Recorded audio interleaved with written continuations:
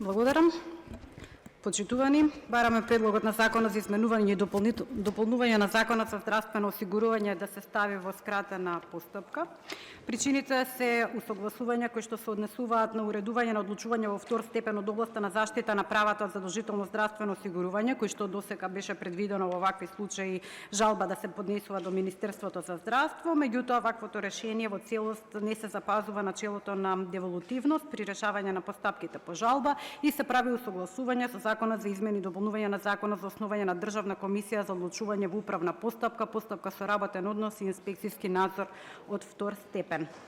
Исто така се интервенира во делот на одредби кои се однесуваат на управна постапка за остварување на право на лекување во странство и се предлага укинување на улогата на второстепената лекарска комисија, задолжително да ги преиспитува позитивните мислења од првостепената лекарска комисија, бидејќи е спротивно на одредбите на Законот за општа управна постапка. Се предлага со законот со цел поефикасно, порационално и поефективно раководење со Фондот за здравствено осигурување да се укинат одредби кои што се однесуваат на тоа директорот како работотворен орган да се состои од две лица. Се предлага работоводниот орган на фондот да биде директор, односно едно лице и заменик на директорот. Се предлага со законот воедно да се врши усогласување со одредбите од Законот за изменување и дополнување на Законот за организација и работа на органите на државната управа.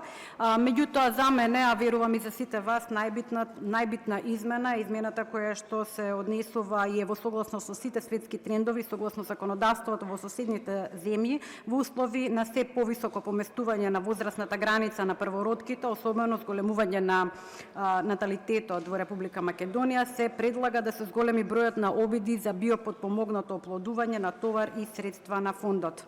На овој начин правиме чекор напред кон достоинствен пристап до инвитро оплодување, чекор кон здравство кое не исклучува и кое што е посветена на секој еден.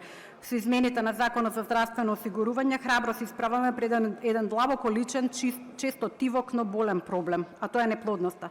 Зборуваме за надеж, за живот и за семејство. Законските измени, предложени од страна на парламентарното мнозинство, отвараат ново поглавје за илјадници граѓани кои со години се борат со неплодноста.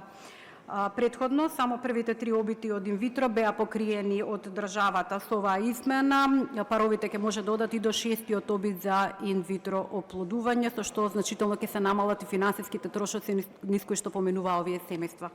Затоа сметам дека сите заедно можеме да ги изгласаме во скратена постапка, да изгласаме потребата од ова законско решение, кое што ќе донесе само добро за нашите граѓани. Благодарам.